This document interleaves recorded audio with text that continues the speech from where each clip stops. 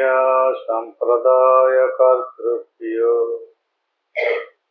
వంశ ఋషిభ్యో మహద్భ్యో నమో గురుభ్యః. ఓం సహనా భవతు సహనౌ భునక్తు సహ వీర్యం కరవావహై తేజస్వినావధీతమస్తు మా విద్విషావహై. ఓం శాంతి శాంతి శాంతి.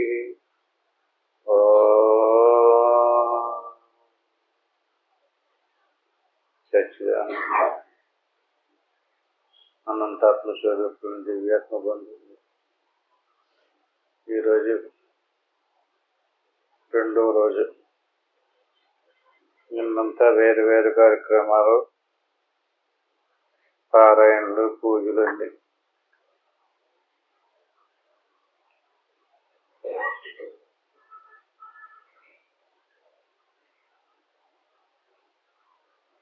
ఇవాళ నుంచి మౌన కార్యక్రమం. మౌనంలోకి వెళ్ళేటప్పుడు ఏదో ఒక శాస్త్రం నుంచి కొన్ని విషయాలు చెప్పుకోవటం జరుగుతుంది. అదే మాదిరిగా ఈరోజు కూడా ఏదైనా ఒక ఉపనిషత్తు నుంచి కొన్ని విషయాలు చెప్పుకొని సాధనలోకి వెళ్దాం. ఈరోజు చెప్పుకునేటటువంటి ఉపనిషత్తు పేరు యోగ చూడమన్యుపనిషత్తు. పోయిన మౌనాల్లో మంచి 3.5 కర్మాలు బ్రాహ్మణ మండలోపనిషత్తులు చెప్పుకున్నాం. ఇది యోగ చూడమన్యుపనిషత్తు.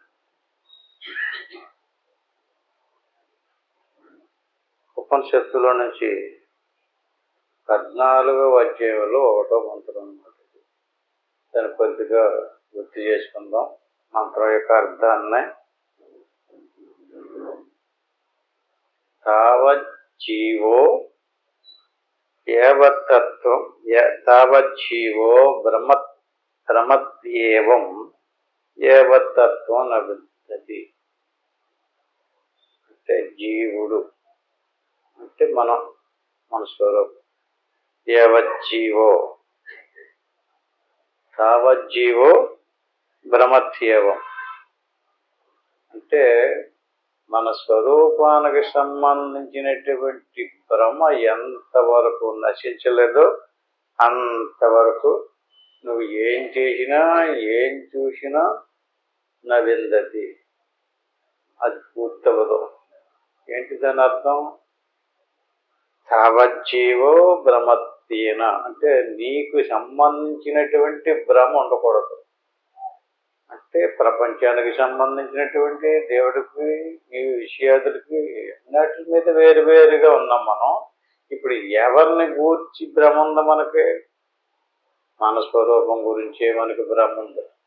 అంచేత మన స్వరూపానికి సంబంధించినటువంటి భ్రమత్యేవం ఎంతవరకు భ్రమ నశించలేదో అంతవరకు యావత్తత్వం నవిందతి. నీకు దేవుడు తెలిసినట్టుగా. ఇదేంటండి తత్వం అంటే? దేవుడు. మనం ఏదేదో చేస్తున్నాం, ఏదేదో చూస్తున్నాం. నీ దేవుడికి సంబంధించినటువంటి నేను చాలా యజ్ఞాలు చేశాను, యాగాలు చేశాను, పూజలు, నోములు, వ్రతాలు చాలా చేస్తున్నాం కదండి. ఇక్కడ ఏమంటున్నాడు ఉపనిషత్తు? 14వ మంత్రం ఇది. తావజ్జీవో భ్రమత్యేవం అంటే నీకు సంబంధించినటువంటి నువ్వెవరవో, నువ్వెక్కడి నుంచి వచ్చావో, నువ్వు ఎలాంటోడవో అనేటువంటి నీకు సంబంధించినటువంటి భ్రమ ఎంతవరకు నివారణం కాలేదో, భ్రమ తొలగలేదో అంతవరకు నీకు దేవుడి గురించి తెలియలేదు. అదేంటండి, నాకు దేవుడి గురించి చాలా బాగా తెలుసండి. దేవుడికి సంబంధించిన శ్లోకాలు, మంత్రాలు పారాయణం చేస్తాను, కంఠస్థం చేస్తాను, దానికి సంబంధించినటువంటి పూజలు, యజ్ఞాలు చేస్తాను. మరి నాకు దేవుడి గురించి ఎలా పట్టుకుంటండి? నేను దేవుడికి నైవేద్యం పెడతాను, పూలమాలలు వేస్తాను, లది చేస్తాను, ఆరతలు ఇస్తాను అంటుంటాం కదా. ఈయనేటండి బొత్తికంకి నీకు దేవుడి గురించి తెల్లలేదంటాడేటండి? దేవుడి గురించి నీ గురించి తెలిస్తే దేవుడి గురించి తెలుస్తుందట. అదే చిత్రం చూడండి. నీ గురించి తెలియకపోతే దేవుడి గురించి తెలియదట. ఇప్పుడు మనల్ని వదిలేసుకుని దేవుడి గురించి తెలుసుకోవాలనుకుంటున్నాం. ఆ దేవుడు కూడా వాస్తవమైనటువంటి దేవుడు ఏంటో తెలియకుండా దేవుడి యొక్క ఒక ఆకారాన్ని కల్పించుకుని ఆ ఆకారానికి చేసేటటువంటి పూజా పునస్కారాదులే దేవుడు అనుకుంటున్నామా? అంచేత దేవుని యొక్క తత్వం నీకు తెలియాలంటే నీ గురించి నీవు తెలియాలి. అందుచేత నీ గురించి నీకు తెలియాలి అంటే పద్మాసనం సమారుహ్య సమకాయ శిరో ఉదర. చూడండి, ఇది తర్వాత పాదం. పద్మాసనం సమారుహ్య సమకాయ శిరో ఉదర. సమానంగా ఉంచుకోవటం ఏంటిది? పద్మాసనం. పద్మాసనమో సిద్ధాసనమో ఏదో చక్కగా పడేసి కూర్చున్నారు కదా. పద్మాసనం సమారుహ్య, చక్కగా కూర్చోవాలి. భాష పక్కేసి కూర్చున్నా కూడా పర్వాలేదు. సమారుహ్య సమం కాయ శిరో ఉదరం. కాయం అంటే శరీరం, ఉదరం అంటే కడుపు, శిరస్సు. సమకాయ శిరో ఉదర. భాష పెట్టేసుకునో, పద్మాసనం వేసుకునో, సిద్ధాసనం వేసుకునో చక్కగా కూర్చుని శరీరాన్ని ఇలా ప్రశాంతంగా ఉంచుకుని సమం కాయ శిరో ఉదర. నెక్స్ట్ నాసాగ్ర దృష్టి రేఖాంతే జపే ఓంకారం అవ్యయం. అంటే నువ్వు ఇలా సమానంగా వచ్చినంటే నీ స్వరూపం తెలియటం కోసం చెప్పేది. ఇప్పుడు నీ స్వరూపం తెలిస్తే దేవుడు తెలుస్తాడు అన్నాడు. అంటే ఎంతవరకు జీవుడు తెలియలేదు ఎంతవరకు జీవుడు తెలియలేదు అంతవరకు దేవుడు తెలదని క్లియర్గా ముందు పాదంలోనే చెప్పారు. ఇప్పుడేమంటున్నాడు? నాసాగ్ర దృష్టి రేఖాంతే. ఏకాంతం అంటే ఏంటండి? ప్రత్యేకంగా మనం ఒక ఏకాంతమైనటువంటి ప్లేస్ ఏర్పాటు చేసుకోవాలి. ఒక దేవుడి గది అంటుంటాం కదా, అలాంటి ఒకటి ఏర్పాటు చేసుకుని ఏకాంతే. ఎక్కడ పెట్టాలి దృష్టి? నాసాగ్ర దృష్టి మారోప్య. నీ దృష్టిని ఏం చెయ్యాలి? నాసాగ్రం అంటే, నాసికం అంటే ఏంటండి? ముక్కు. నాసాగ్ర దృష్టి ఏకాంతే. ఒంటరిగా కూర్చుని ఏకాంతంగా కూర్చుని ముక్కు సూత మీద దృష్టి పెట్టి ఆ ముక్కు దగ్గర ఉన్నటువంటి నాసాపటములలో నుంచి శ్వాస సంచరిస్తుంది. శ్వాసనే జపింతూ ఓంకారం అవ్యయం. అంటే శ్వాస నుంచి ఒక రకమైనటువంటి శబ్దం వస్తుంది. అకార ఉకార మకారాలు అంటారు దాన్ని. ఆ శ్వాస నుంచి వచ్చే శబ్దానికి ఓంకారం అని పేరు. ఓంకారం అవ్యయం. వ్యయం అంటే నశించిపోయేది, అవ్యయం అంటే నశించలేనటువంటి వస్తువు నీ లోపల ఉంది, అది కనపడుతుందట. అంటే పద్మాసనం వేసిన కూర్చుని చక్కగా దృష్టిని ఏకాగ్రత పరుచుకుని ఏకాంత వాసంలో కూర్చుని శ్వాసను గమనించు ఓంకారమందు దృష్టి పెట్టి లోపలికి తిరగాలి. జపే ఓంకారం అవ్యయం.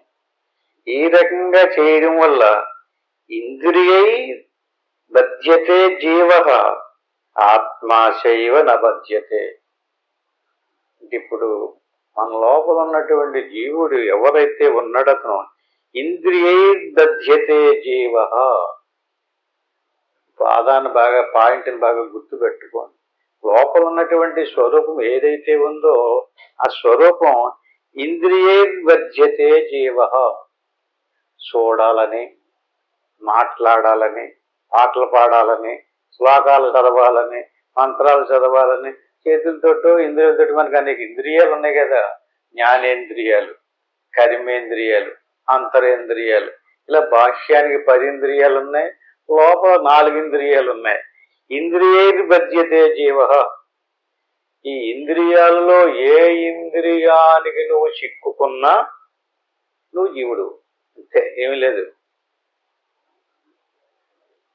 ఎలాగా? ఇంద్రియై బధ్యతే జీవ. చూసి కంటి ద్వారా చూస్తున్నావు, చెవి ద్వారా వింటున్నావు, వాక్ ద్వారా మాట్లాడుతున్నావు. ఈ ఇంద్రియాదుల్ని ఏ ఇంద్రియాదులని నువ్వు ఉపయోగించుకుంటున్నావో అంతవరకు ఇంద్రియాదుల ద్వారా ఉపయోగించుకుంటే నువ్వు ఎక్కడికి వస్తున్నావు? బయట ప్రపంచంలోకి వస్తున్నావు. మన శరీరం ఉందండి, శరీరానికి లోపల ఉన్నటువంటిది ఆత్మ, శరీరానికి బయట ఉన్నటువంటిది పరమాత్మ. శరీరానికి లోపల ఉన్నటువంటి ఆత్మకి మన శరీర ప్రాణమానుషాదులు ఉపాధిగా ఉంది. ఇది గుడారం, ఇది గుడి. బయట ఉన్నటువంటి పరమాత్మకు కూడా ఉపాధి. బయట ఉన్నటువంటి పరమాత్మకు ఉపాధి ఏదండి? పంచభూతాలు, పంచతన్మాత్రల్లోను. అంటే పరమాత్మకి ఏది ఉపాధి? ప్రపంచము. ప్రపంచం ఆయన పంచగట్టు. పంచగట్టు అంటే ఏంటండి? మనం కట్టుకునే గుడ్డ ముక్క. ప్రపంచం అంటే పంచభూతాలతో నిర్మితమైనటువంటి ప్రపంచాన్ని కట్టుగా కట్టుకున్నటువంటి వాడు. కట్టు తీస్తేనే లోపల ఉన్నటువంటి స్వరూపం కనపడుతుంది. అందుకనే దేవుడికి చొక్కా దొరకరు. ఎవడన్నా చూసారా? దేవుడికి చొక్కా ఉండదండి. ఏముంటుంది? పంచకట్టే ఉంటుంది. పంచకట్టుకి పైన ఉన్నటువంటి భాగం వేరు. పంచకట్టుకి ఉన్నటువంటి భాగం దాన్ని గుష్యేంద్రియం అంటారు. అక్కడ దాన్ని మరుగుపరిచింది అది.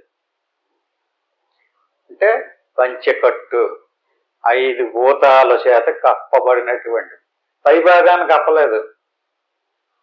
దీని దేవుడికి కొంత భాగాన్ని ప్రపంచం మరుగుపరిచి మిగతాదంతా ఓపెన్గా ఉందట. అంటే మొత్తం భగవత్ స్వరూపాన్ని చూడాలంటే మనకు సాధ్యం కాదు. ఎందుకంటే అనంతమైనటువంటి భగవత్ స్వరూపంలోని కొంత భాగాన్ని ప్రపంచం మరుగుపరిచింది. ఆ ప్రపంచం లోపల ఉన్నటువంటి వాడికి పరమాత్మ అని పేరు. అటువంటి పంచభూతాలతో నిర్మితమైనటువంటిది పాంచభౌతిక దేహం. దీంట్లో ఒక పాదం ఉంది. దేవుడికి 2 పాదాలు. దాకా గుర్తుపెట్టుకోండి. రాముడు బొట్టు ఎప్పుడన్నా చూసారా మీరు? రామచంద్రమూర్తి బొట్టు 2 పాదాలకే పంచకట్టు ఉంటుంది.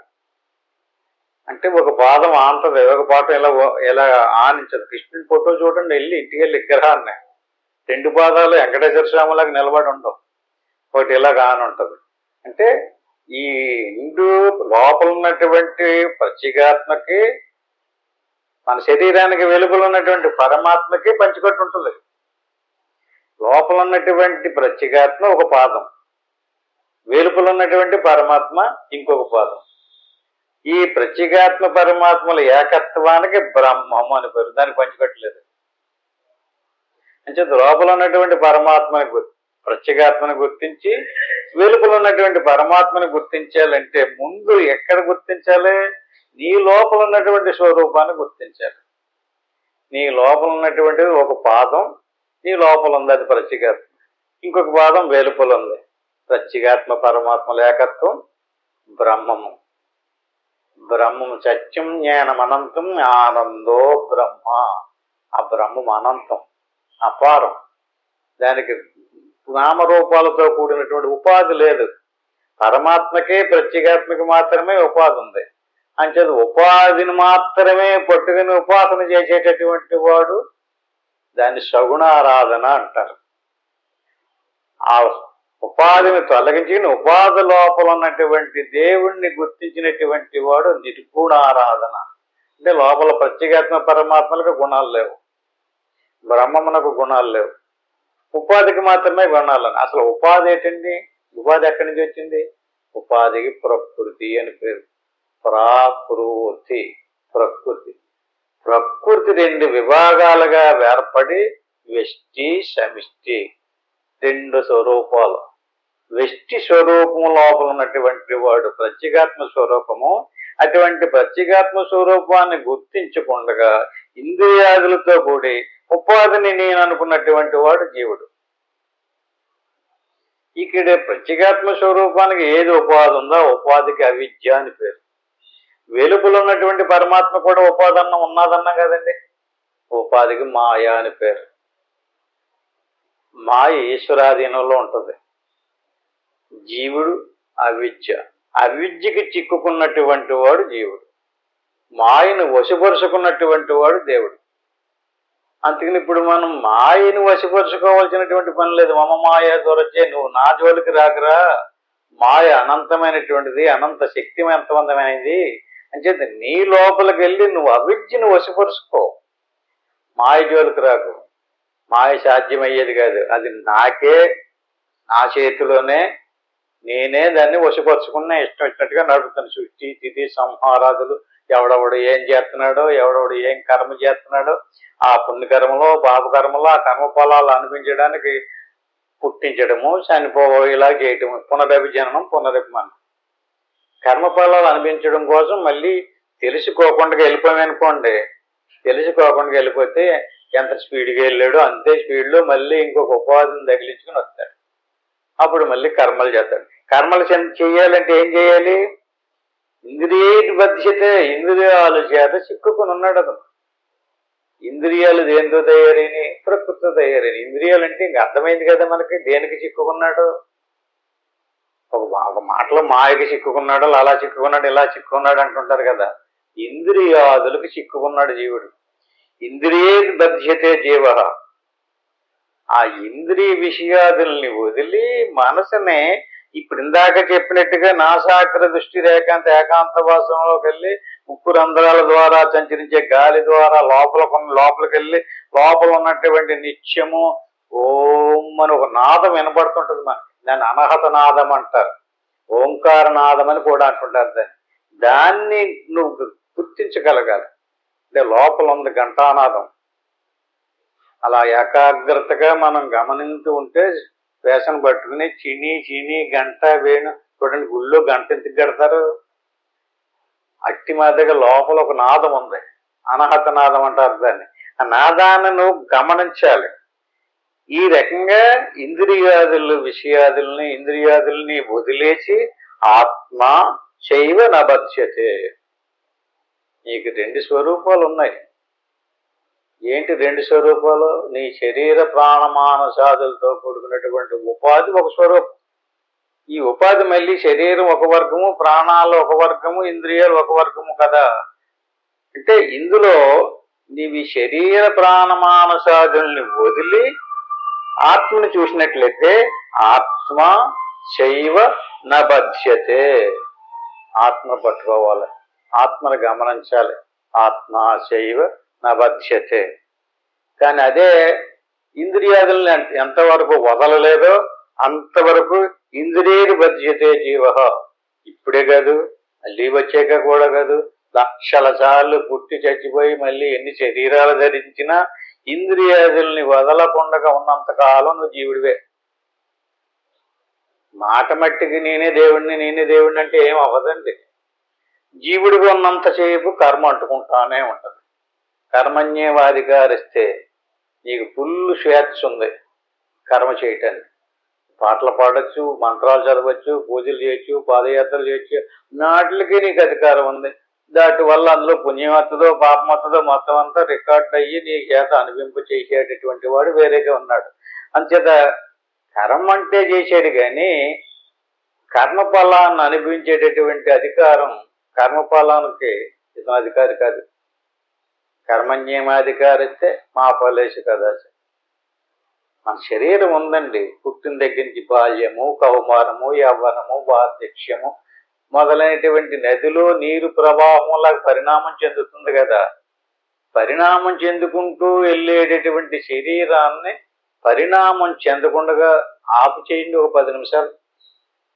అది మన చేతిలో లేదు. అలా పరిణామం చెందుకుంటూ ఎక్కడికి వెళ్తుంది? వార్ధక్యంలోకి పోతుంది.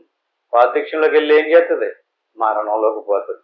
మరణంలోకి వెళ్ళి ఏం చేస్తుంది? జన్మలోకి వస్తుంది. జీవుడికి తన స్వరూపం తెలియలేనంత కాలం ఈ ప్రయాణం ఆగదు. ఈ ప్రయాణాన్ని కల్పించినటువంటి వాడు ఎవడో?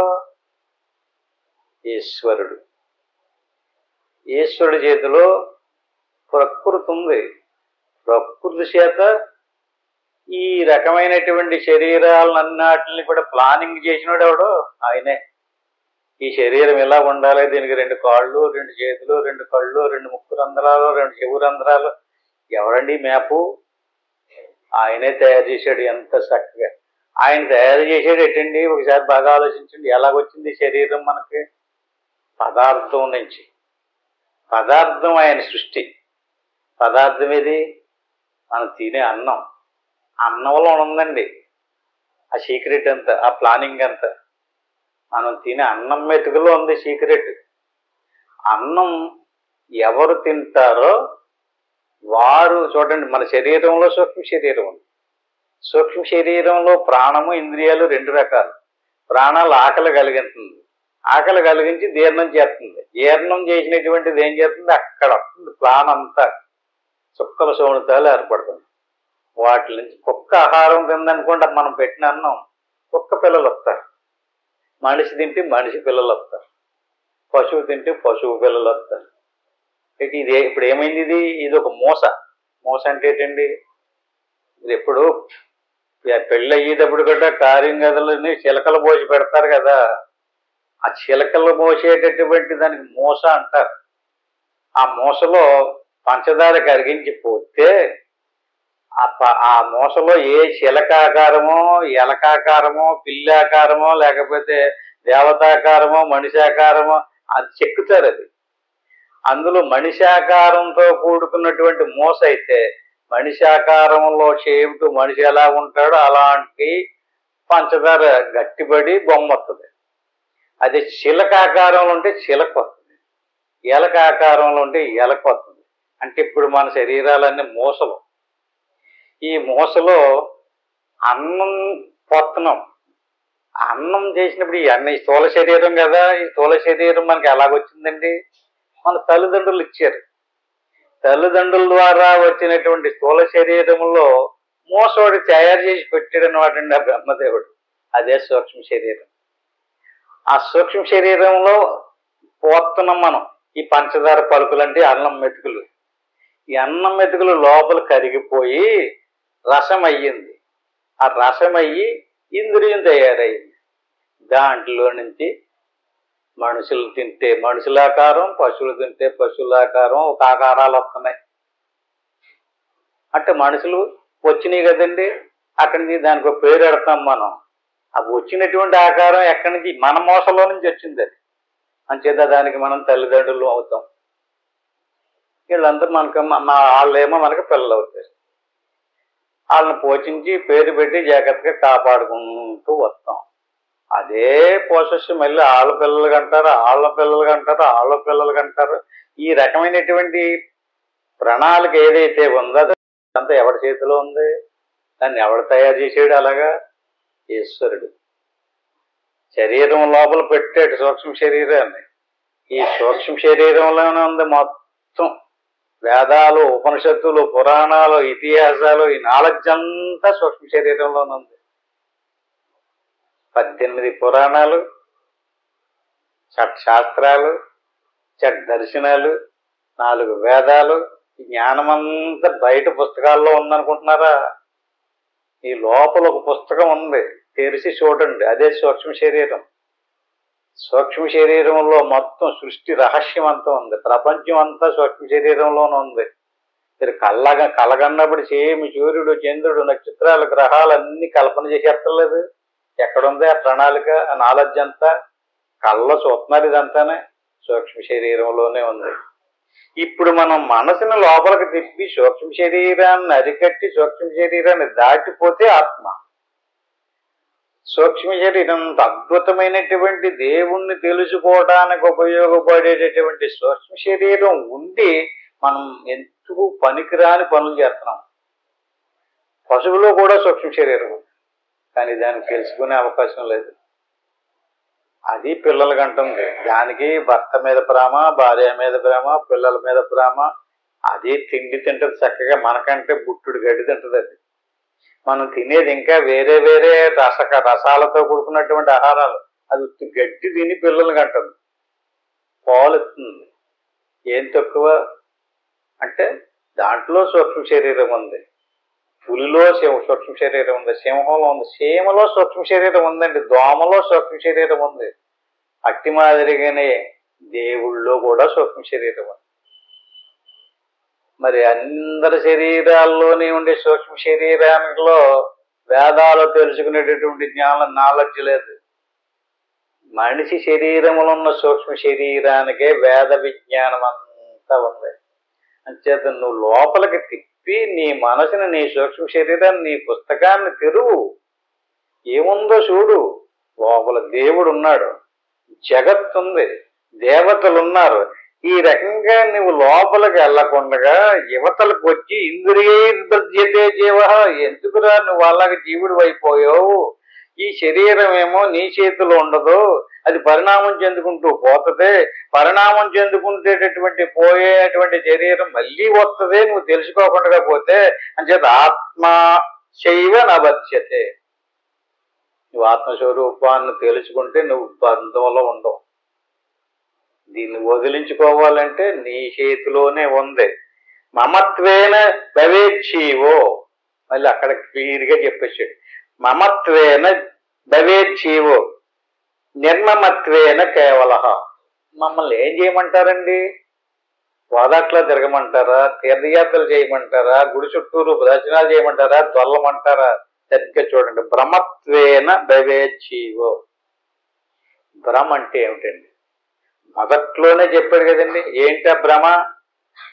తావజ్జీవో భ్రమత్వేవ ఏవత్తత్వం నవిందతి. ఏది భ్రమ? నేను మనిషిని అనుకోవడమే భ్రమ. నేను పుట్టేను, నేను చనిపోతాను, నాకు భార్యాభర్తలో పిల్లలు జల్లల్లో, నాకు ఇంట్లు వాకంట్లు బోళ్ళు ఉన్నాయి, నేను ఇది అంటావు కదా. నీదైతే నీ అధీనంలో ఉండాలి కదా. ఆలోచించుకోండి. అసలు ఏమన్నా అర్థమైంది మాట? శరీరం మందైతే కాదు, మనమైతే ఆ జుట్టు మెరకుండా ఆపండి, ముసలితనం రాకుండా ఆపండి. మన చేతిలో లేదు. మీ చేతిలో ఉన్నటువంటి వస్తువు ఉందనుకోండి, ఆ సెల్ ఫోన్ మీ చేతిలో పెట్టుకున్నాడు, అది నాది అంటారండి. అది ఎక్కడ పెడితే అక్కడ ఉంటుంది. అవునా? ఎందుకని? మీరు పాడితే అదే నన్ను పాడేసేవాటి కూడా అందో కదా, పట్టుకుంటాం అంతే. దాన్ని పట్టుకుని ఉపయోగించుకునేవాడు ఎవడో? చెల్ల కాదు, మనం ఉపయోగించుకుంటుంటాం దాన్ని. అట్టి మాదిరిగా మన శరీరాన్ని ఎవడో ఇచ్చాడు, మనం ఉపయోగించుకుంటున్నాం అంతే. మారకుండా ఆపడం మన వల్ల కాదు. అంటే అది మారిపోయే లోపల తెలుసుకోవాలి. చక్కగా మనిషి శరీరం ఇచ్చాడు మనకి, ఇది మారిపోతా ఉంది. బాల్యం నుంచి గౌమారంలోంచి యవనంలోకి వచ్చేసింది, యవనంలోంచి వార్ధక్యంలోకి వచ్చేసింది. ఇంకా అంత ఊరుకుంటే ఎక్కడికి వెళ్ళిపోద్ది? ప్రవహించేస్తుంది కదా. జయ్యమంటే ఎక్కడికి పోతుంది అది? రోజు రోజుకి ఆకారాలు మారిపోతున్నాయి కదా. కనిపెట్టాలి. ఈలోగా మారిపోయే లోపల ఊడిపోతుంది. నువ్వేం చేస్తావు అప్పుడు ఊడిపోయాకనే? ఏమీ చేయలేవు, మళ్ళీ కొత్తగా వచ్చేస్తుంది. ఏది పోవాలంటే నీకు ఈ భ్రమ పోవాలి. ఏటా భ్రమ? ఇది ఈశ్వరి.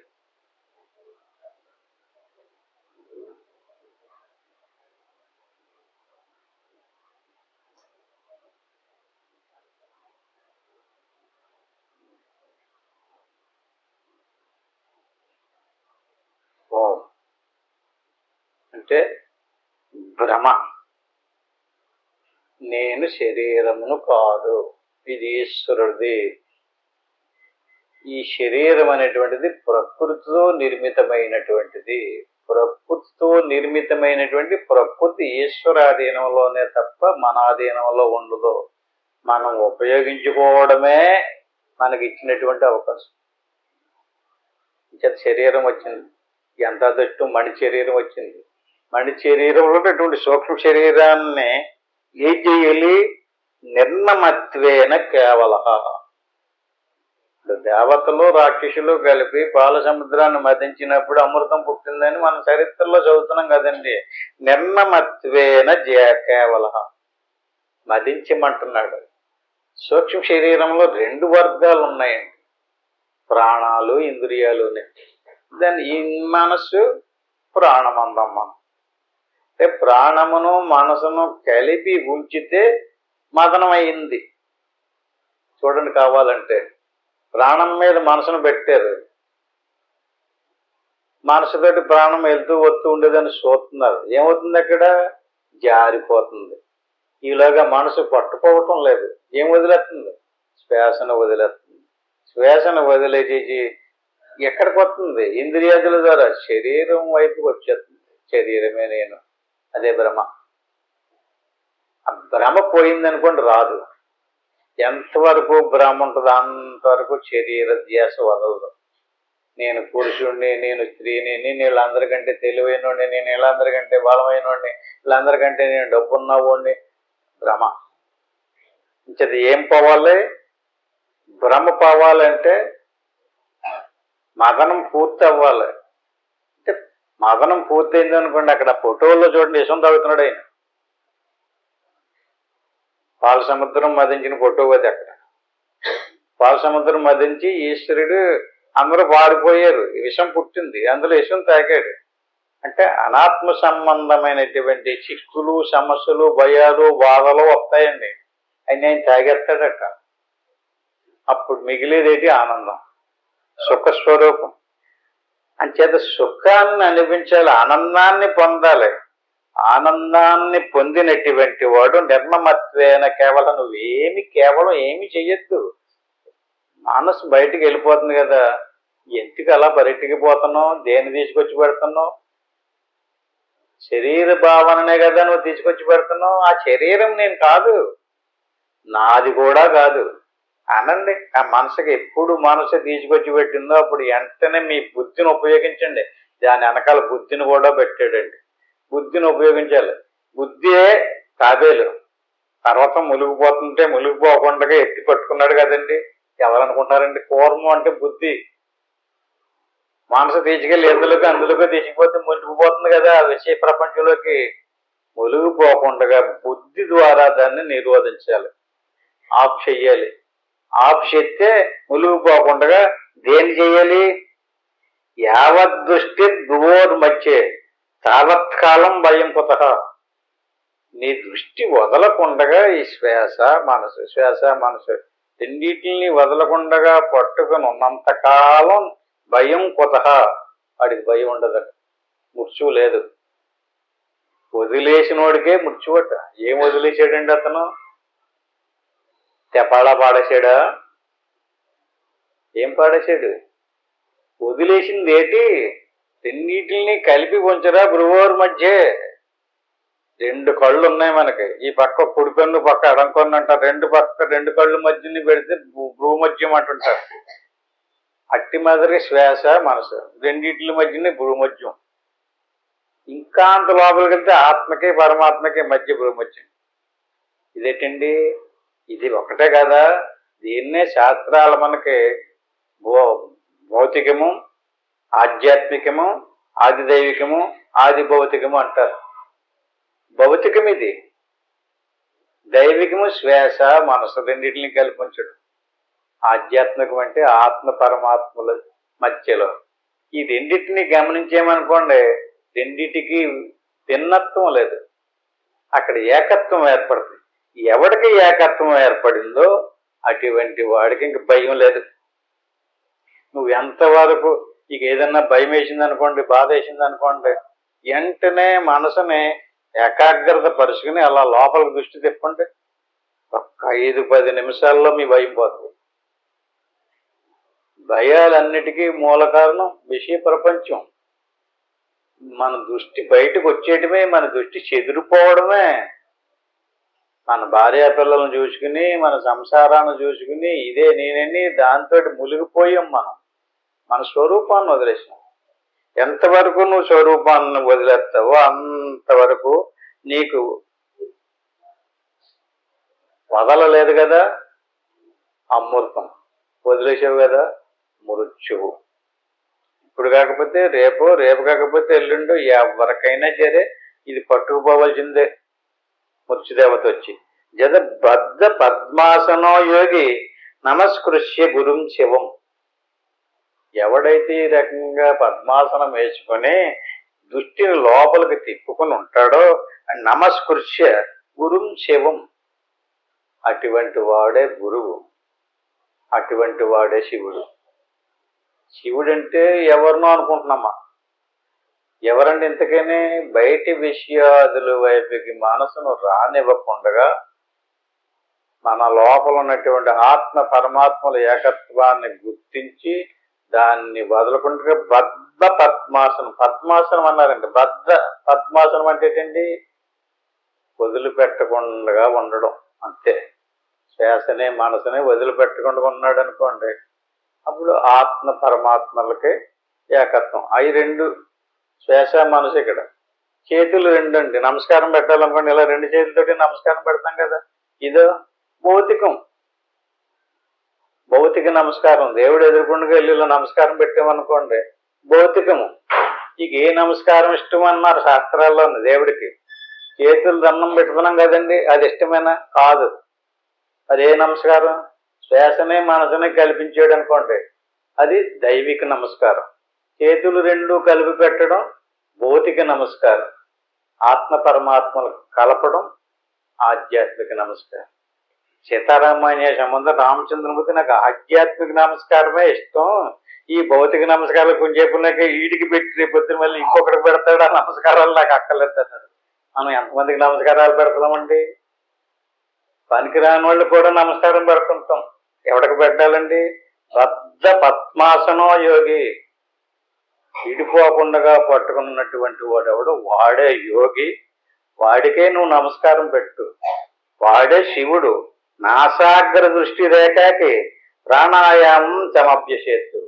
అంచేత నువ్వు అంత వ్యక్తి ఎక్కకపోతే నిల్పాదిగా నాసాగ్ర దృష్టిని ఏకాంతంలోకి వెళ్ళి ఆ ముక్కు రంధ్రాల్లో సంచరించేటటువంటి శ్వాసను పట్టుకుని ప్రాణాయామం సమభ్యసేత్తు.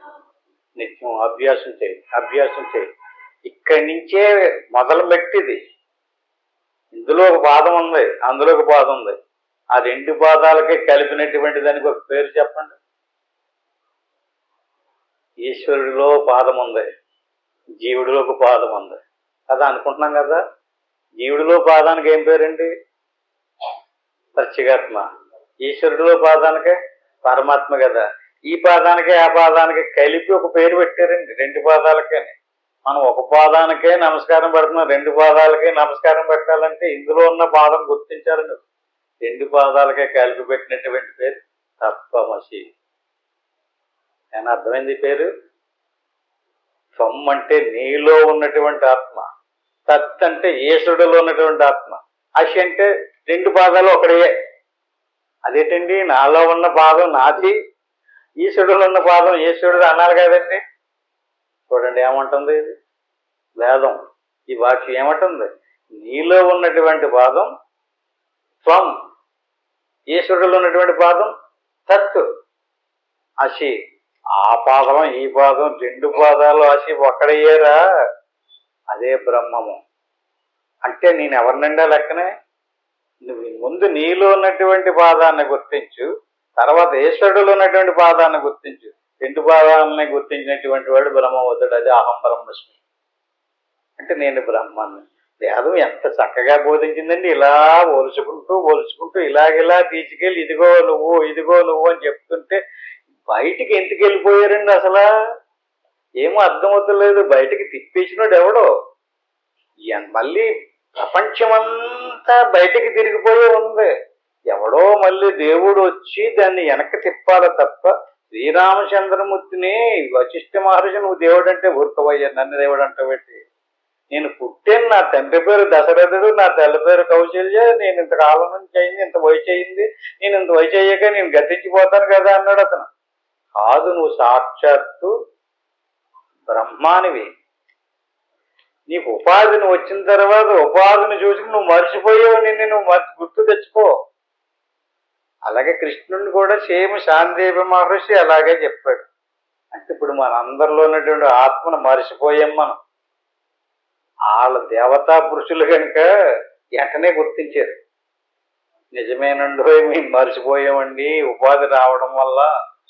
నేను ఈ ఉపాధిని కాదు, ఇది ఉంటుంది రేపో మాపో పోద్ది, కానీ నేను అహం బ్రహ్మస్మి, నేను బ్రహ్మాన్నే. అర్థమైంది. ఈ రకంగా నిరంతరం మనం ఏం చేయాలి? ప్రాణాయామో భవేదేవం పాతకేందన పావక. ఎవడైతే నిరంతరం ఈ రకంగా ప్రాణాయామం చేస్తాడో అతను భవే అంటే అటువంటి వాడు మాత్రమే దేవుడు అవుతాడు. పాతకేందన పావక, అగ్నిలో ఇంధనం వేస్తారండి, యజ్ఞం చేస్తారండి. పుణ్యం వచ్చేస్తుందనా? ఎక్కడుంది, ఎవడు చెప్పాడు? చూడండి అక్కడ. పాతకేందన పావక, పావకుడు అంటే అగ్నిదేవుడు అండి. అగ్నిదేవుడిలో పోసినటువంటి నెయ్యి కానీ, ఇంధనము అంటే అగ్ని నిప్పుగా కట్టెలు కానీ ఏదన్నా ఎత్తి ఏమవుతాయండి? నాశనం అయిపోతాయి, బూడిదైపోతాయి. ఏంటి బూడిదైపోయేది? ఇంత వంకర టెంకర కర్రలు పట్టుకెళ్ళి అగ్నిలో ఎత్తే ఏమవుతుంది? పావకుడు అట్టి మాదిరిగా పాతకేందన పావక, నీలో అగ్నిదేవుడు ఉన్నాడు. ఎవరండి అగ్నిదేవుడు? చెప్పండి, మనసు పెట్టి లోపలికి తిప్పి చూడండి. ఇప్పుడు ఒక్కొక్కడో ఇప్పుడు దాకా ఎన్ని బత్తాలు బియ్యం అన్నం తినేసారంటారో పుట్టిన కాడి నుంచి. ఆడ మగ అనేది లేదండి. ఎంత అన్నం తింటున్నామండి, 3 పూటలు తింటున్నాం ప్రతిరోజు. తెల్లారిదేవుడికి పరగడుపు అయిపోతుంది, తెల్లారిదేవుడికి పరగడుపు అయిపోతుంది. ఇంత భోజనం తిన్నస్తాడండి, చక్కగా గురకబెట్టి నిద్రవుతున్నాడండి. పొద్దునకి భస్మం అయిపోతుందండి. ఎవడున్నాడు అక్కడ? భగవద్గీతలో చెప్పాడు, అహం వైశ్యానరో భూత్వా ప్రాణినాం దేహమాశ్రిత ప్రాణాపాన సమాకృత్వ పశామ్యన్నం చతుర్విధం. మనం తినేటువంటి అన్నం రకరకాలు, భక్ష్యము, భోష్యము, శోష్యము, లేహ్యము. అంటే కొన్ని పటపట బఠానీలు జనలు నవ్వులుతాం, కొన్ని చప్పలింతాం కదా, జ్యూసులు తాగుతాం, నవ్వులుతాం. అన్నం ఒకలా తింటాం, బఠానీలు శనగలు ఒకలా తింటాం. ఈ రకంగా 5 రకాల వస్తువులు నములు మింగేస్తున్నాం మనం. ఇలా తినేసినటువంటి అన్ని ఏమైపోతున్నాయి? లోపల పావకుడు ఉన్నాడు. నా ఏర్పాటే కృష్ణ పరమాత్మ చెప్తున్నాడు, అందులో అగ్నిదేవుని పెట్టేనరా నీ లోపల. అది యజ్ఞం, అది నిత్యము. నువ్వు యజ్ఞం చెయ్యాలంటే నీ లోపల ఉన్నటువంటి అగ్నిగుండంలో ఏ పూట కాకపోతే పొయ్యాలి. లేకపోతే నీ కాళ్ళు చేతులు చప్పబడిపోతాయి, అడుగులు పడవు, ఓపిక ఉండదు, మాట్లాడలేవు. అంటే నీకు శక్తి రావాలి అంటే నీ లోపల ఉన్నటువంటి పావకుడిలోకి ఈ పదార్థం అంతా పంపించాలి. అప్పుడంతా శుభ్రం. అట్టి మాదిరిగా నీలో ఉన్నటువంటి ఆ అగ్నిలో పదార్థం ఎలాగైతే దగ్ధం చేసేస్తుందో అట్టి మాదిరిగా అదే దది మహాసేతు రోష్యతే యోగిభి సదా. కట్టెలను దహించి వేసినట్లుగా అగ్నిదేవుడు సంసార సముద్రాన్ని, అంటే మనం అనేక రకాల ఆలోచనలతో, అనేక రకాల సంస్కారాలతో, అనేక రకాల భావాలతో ఉన్నాం. ఎంతమంది ఎంత బుద్ధిమంతుల కింద కూర్చుని ఉన్నారండి. వీళ్ళన్నీ చూసి వెంకటరావు గారు ఫోటో మీద ఫోటో తీసేస్తున్నారు కదా. అంటే సాధకులన్నీ అంటే చూడగానే సంతోషం అయిపోయి గేటు దాటాక చూడండి ఏది ఓపెన్ అవుతుంది? ఎవరి స్వభావం వాళ్ళది ఓపెన్ అయిపోతుంది. మళ్ళీ ఎవరికి ఆలోచన వాళ్ళదే. నాకు అది లేదనో, ఇది లేదనో, అది అలాగైందని, ఇది ఎలాగైందని వదులుతులేదు కదా. విన్నారు కదా, ఒక్క దెబ్బతో వదిలేసారనుకోండి, ఇంక మీరు దేవుడే. మీకు ఏమి చెయ్యక్కర్లేదు, మీరు నమ్మడమే. ఏంటి నమ్మడం అండి? మీరు శరీరము కాదు, అంతే. గురువు గారు ఉపదేశం చేసినప్పుడు మొట్టమొదట చెప్పినటువంటి మంత్రం ఏంటంటే సోహం. సో అంటే ఆ లోపల ఉన్నటువంటి ఆత్మ, అమ్మ అంటే నీవు ప్రాణము కాదు, మనసు కాదు, ఇంద్రియాలు కాదు, శరీరం కాదు. ఇది ప్రకృతి. ప్రకృతి వ్యష్టి సమిష్టి 2 రకాలు. నీ శరీర ప్రాణమానసేతలు వ్యష్టి, ఇది అవిద్య. పంచభూతాలతో పంచతన్మాత్రలతో కూడింది సమిష్టి, అది మాయ. మాయ ఈశ్వరుడు, అవిద్య జీవుడు. జీవుడు అవిద్యకి వశమైపోయాడు. ఆయన అలా వశపడలేదు, తన ఆధీనంలో పెట్టుకున్నాడు. అంచేత నువ్వు ఒక్కసారి ఇది నేను కాదు, నాది కాదు అని తెలుసుకుని, నేను అది, ఇది కాదు అంటే సరిపోలేదు, అది నేను అనాలి. అది నేను అన్నారనుకోండి, అంత మాట చీటికి మట్టికి నేను ఇది కదండి, నేను అదేని ఎల్లి ఓడినల్లా కాకేసి నేను ఇది కదండి, నేను అదే, నేను ఇది కదండి అదని చెప్పాలా? భావంలోకి రావాలంతే ఒక్కసారి. పూర్తి పూర్తిగా ఎవడికైతే ఆ భావంలోకి వచ్చిందో అటువంటి వాడికి ఇంకా కర్మ అంటుకోరు, మళ్ళీ జన్మ రాదు. లేదు కదా, అనంత కర్మ శౌశంచ జప యజ్ఞ తదైవశ తీర్థయాత్ర అనుగమనం దేవతత్వం నవిందతి. ఎంతవరకు నీ భావన మారలేదో, నీలో ఉన్నటువంటి స్వరూపం నీకు తెలియలేదో, అంతవరకు నువ్వు చేసిందంతా ఏమవుతుంది? ఎందుకు పనికొస్తుంది? అదంతా తీసుకురావడానికి పనికొస్తుంది. మనం చేసే పనులన్నీ తీసుకురావడం కోసమే. ఆయన ఏమో రాకుండా ఉండడానికి ప్లాన్ చేసుకోరా సన్నాసి అని పంపిస్తే మనం ఎంత బేగి వెళ్ళి వచ్చి ఇయ్యాలన్నట్టుగా ఆలోచన చేస్తున్నాం. లేదా దీన్ని వదలకుండా ఉండాలని ప్రయత్నం చేస్తున్నాం. ఇది వదలకుండా ఉండడం మన వల్ల. అతను దీన్ని తీసుకుపోతుంటే మారిపోతుంది కదా, పట్టుకుని ఎప్పుడో తీసుకుపోతాడు అనుకుంటున్నారా మీరు? ఒక్కొక్క రోజు ఏమవుతుంది? తరిగిపోతుంది కదా. అంచేత భావన మారాలి. ఎవడికి భావం మారిపోయిందో అటువంటి వాడికి మళ్ళీ ఏమి చేయక్కర్లేదు. మీరు సాధన సిద్ధించడము సాధన సిద్ధించకపోవడం అన్నది కాదు, ఈ భావన మారిపోవాలి. అహం బ్రహ్మస్మి, నేను బ్రహ్మమునే.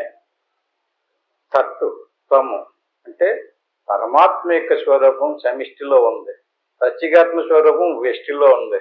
వెష్టిలో ఉన్నటువంటిది ఒక పాదము, సమిష్టిలో ఉన్నటువంటిది ఒక పాదము. రెండు పాదాలు కలిపితే ఒక వ్యక్తికి రెండు కాళ్ళు ఉన్నాయి, రెండు పాదాలు ఉన్నాయి. ఒక్క పాదం మీద ఎవడో నడవలేడు కదా. అంటే ఈ రకంగా ఈ రెండాటిని గుర్తించినటువంటి వాడు ఆశనేన రుజుం హంతి ప్రాణాయామైన పాతకం. ఆసనాలు అది యోగాసనాలు వేసుకుంటారు కదా. ఆసనైన రుజుం హంతి అంటే ఆసనం వల్ల ఆరోగ్యం ఏర్పడుతుంది. ఆసనాల వల్ల కొంచెం శరీరాలు కూర్చోలేకపోతున్నానండి, ఇలా కూర్చోగానే నొప్పులు వచ్చేస్తున్నాయి అంటున్నారు, అవి కొంచెం తగ్గుతాయి, అలవాటు అవుతుంది అన్నాడు. దాన్ని ఆచన చిత్తి అంటారు క్లుప్తంగా. ప్రాణాయామైన పాతకం, ప్రాణాయామం వల్ల పాతకాలన్నీ పోతాయి, పాపాలన్నీ నశించిపోతాయి. పాపాలు పోయినాయి అనుకోండి, వికారం మానసం యోగి. నాకేం బాగాలేదండి, నాకు ఎంత మనసు అంత వికారంగా ఉందండి అంటుంటాడు కదండి. వికారం మానసం యోగి ప్రత్యాహారేణ మంచి. వికారాలన్నీ అణిగిపోవాలంటే మనసు ఏకాగ్రత అవ్వాలి. మనసులోను ప్రాణంలోనే ఉంది. మనసునే ప్రాణాన్ని సరిగ్గా వశపరుచుకుని అభ్యాసం చేసినట్లయితే అన్ని సిక్కులు, అన్ని సమస్యలు, అన్ని బాధలు పోతాయి. హాయిగా సుఖంగా ఉంటాడు. భయం కుతహ, వాడికి భయం అనేది కనిపించదట. ఎందుకంటే వాడు ఎవడో వాడికి తెలిసి వచ్చేసింది. ఇంకెవడికి భయం అండి? ఇది నేను అనుకుంటేనే భయం. అసలు భయానికి మూల కారణం ఏంటో తెలుసండి? ఎవరు వస్తువునన్నా మనం దొంగతనంగా అపహరించేసామనుకోండి, ఆ వస్తువుని ఎవరికి కనపడినవ్వం. ఎందుకని? కనపడితే కనిపెట్టేస్తాడేమో అని చెప్పించి ఆ వస్తువుని కనిపించకుండా ఎక్కడో లోపల దాచేస్తుంటాడు. ఆ గబాన్ని ఒకవేళ ఎవడైనా లోపలికి వచ్చేసి అనుకోండి, ఆ వస్తువు కనపడినము. అది అలాగెంతకాలం దాస్తామో, మనం కాని వస్తువుని మనం పట్టుకుని దాచుకుంటామో అంతవరకు మనకు భయమే. అంచేత మనం కాని వస్తువు, మంద కాని వస్తువు మన శరీరమే. ఎంత భ్రమలో ఉన్నాం చూడండి. మనం అనుకుంటున్నాం కొన్ని మందన్నా పర్వాలేదు, మందంటలేదు, మనమే. ఇంకా అంచేత ఆ భ్రాంతి నశించేందా ఇంకా అతనికి ఇంకా మళ్ళీ జన్మ లేదు. అంచేత ఆశనేన రుజుంహంతి ప్రాణాయామేన పాతకం వికారం మానసం యోగి ప్రత్యాహారేణ ముంచతి. ధారణాభిన్ మనోధైర్యం యాతి చైతన్యం అద్భుతం సమాధో మోక్షమాప్నోతి త్యక్త్వా కర్మ శుభాశుభం. అంటేటండి, శ్వాస మనసు ఆగినటువంటి స్థితిలోకి వెళ్తే సమాధి అంటారు. సమాధో మోక్షమాప్నోతి, సమాధిలోకి వెళ్ళినటువంటి వాడికి మోక్షం లభిస్తుంది. త్యక్త్వా కర్మ శుభాశుభం. కర్మ అనేటువంటిది పాపకర్మలు కాదని నశించడం, పుణ్యకర్మలు కూడా పోవాలి. ఇంకెందుకు పుణ్యకర్మలు చేయటం?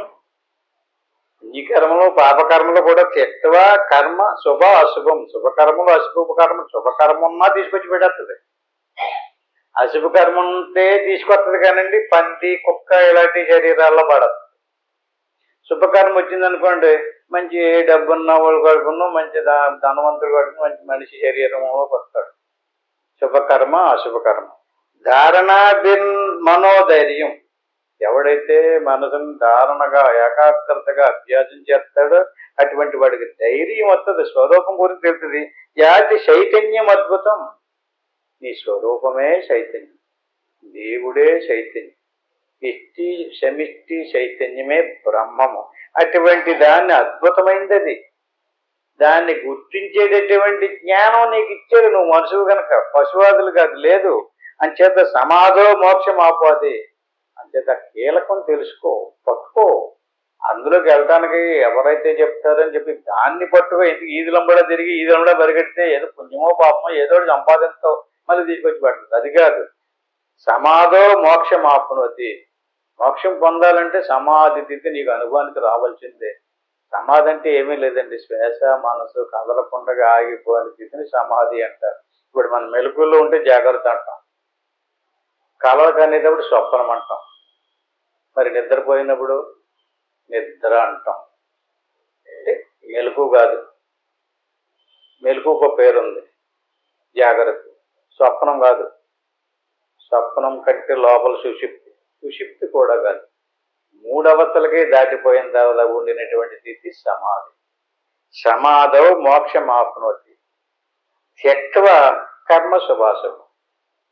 మీరేమీ చెయ్యక్కర్లేదు, ఏమీ తెలియక్కర్లేదు. ఒక్కసారి మీ సమాధి అనుభవంలోకి వచ్చిందనుకోండి, 2 రకాల కర్మాలు కూడా నశించిపోతాయంటాడు. ఇది వేదం. ఉపనిషత్తు అంటే ఏంటండి? భగవద్గీత అంతా ఉపనిషత్తులు ప్రమాణం తీసుకునే కదా చెప్పాడైనా. శ్రీమద్ భగవద్గీత ఉపనిషత్తు. ఉపనిషత్తులు చదివి బాగానే వాటిలో ఉండేటువంటి జ్ఞానాన్ని అంతటినీ బోధించేటండి అతను. అందుచేత ఉపనిషత్తు వేదం ఏం చెప్తుంది? నువ్వు సమాధి స్థితిని అభ్యాసం చేయి. అది నీకు అనుభవానికి వచ్చింది కదా, నీ కర్మలన్నీ నశింతాయి, నువ్వు మోక్షం పొందుతావు. మిగతా ఇన్ని కూడా నీకు అలవాటు పడిపోయి నీకు ఏదో చేసుకుంటానంటే చేసుకో. ఎందుకంటే శాస్త్రం ఏం చెప్పింది ఏంటండి? జడ్జి లాంటిదండి శాస్త్రం. నువ్వు చేస్తే చెయ్యి, మానేస్తేమని నువ్వు ఇలా చేసుకుంటే ఇలా చేసుకో, అలా చేసుకుంటే అలా చేసుకో, అది నీ ఇష్టం. ఎందుకంటే కర్మణ్యం అధికారిస్తే ఈశ్వరుడు కూడా ఏం చెప్పాడండి? నేనేమి ఎవడికి ఇలా చెయ్యి అలా చెయ్యి అని చెప్పను. వాడు ఎవడు చెప్తాడండి అలాగా? నువ్వు అది చేయగరా ఇది చేయగరా అని ఎవడు చెప్తాడు? తల్లి చెప్తుంది, తండ్రి చెప్తాడు, అదే గురువు చెప్తాడు. దేవుడు చెప్పడండి. దేవుడికి రెండూ ఒకటే. ఏమైంది? ఆయనది ఏం పోయిందండి? అంచేత మనమే తెలుసుకోవాలి, శాస్త్రం చదవాలి. శాస్త్రాన్ని దర్శనం ఓహో ఇలాగైతే ఇలాగా, అలాగైతే ఇలాగని చెప్పేసి ఈ ప్రవృత్తి నివృత్తులకు సంబంధించినటువంటి సీక్రెట్ తెలుసుకుని అభ్యాసం చేసి ఎవడు సమాధి స్థితిని పొందాడో అటువంటి వాడు మోక్షాన్ని పొందుతాడు. అంచేత రేపు మరికొన్ని విషయాలు చెప్పుకుందాం, ఇక్కడితోటి ముగించుకుందాం. అది ఆత్మబంధులారా చాలా చక్కగా క్లుప్తంగా చాలా క్లియర్గా చెప్పుకోవడం జరిగింది. ఎలాగెళ్తే కర్మ నశింతుంది, ఎలాగొస్తే కర్మ అంటుకుంటుంది. బయటకు వస్తే కర్మ అంటుకుంటుంది, లోపలికి వెళ్తే కర్మ నివృత్తి అవుతుంది. దాన్ని ఎలా చెయ్యాలండి? ఇలా ప్రశాంతంగా కూర్చోండి. గురురు బ్రహ్మ గురురు విష్ణువు గురురేవ మహేశ్వర గురువు సాక్షాత్తు పరబ్రహ్మ తస్మై శ్రీ గురువే నమః. దీన్ని గురుమంత్రం అంటారు. దీన్ని ఒకసారి అనుకోండి, ఆపై ఓం నమ శివయ్య. దీని పంచాక్షరి మంత్రం అంటారు. దీన్ని 3 సార్లు అనుకోండి. ఆ పని ఏమీ అనుకోకుండా వస్తూ పోతూ ఉండేటటువంటి శ్వాసను గమనంతో చూస్తూ ఉండడం అభ్యాసం చేసుకోండి, అలవాటు చేసుకోండి. అలా చేయగా శ్వాస మనసు ఆగినటువంటి స్థితి అనుభవానికి వస్తుంది. అలా అనుభవానికి వచ్చేదాకా వదలకూడదు. మళ్ళీ జారిపోయి అందులో ఒక గడుగు ఇందులో గడుగు వేసారంటే మంచి అవకాశం పోతుంది, మళ్ళీ ఏదో జన్మ వచ్చేస్తుంది. అంటే దీన్ని మాత్రం మర్చిపోకూడదు. చక్కగా గట్టిగా పట్టుకోండి. ఎవరెవరికి ఎంత అవకాశం ఉంటే అంత ప్రయత్నం చేయండి. ఇప్పుడు మాత్రం నేను ఓంకారాన్ని చెప్పేదాకా అలా మనసును లోపలికి తెచ్చుకొని శ్వాసను గమనించుకోండి. ఓం తత్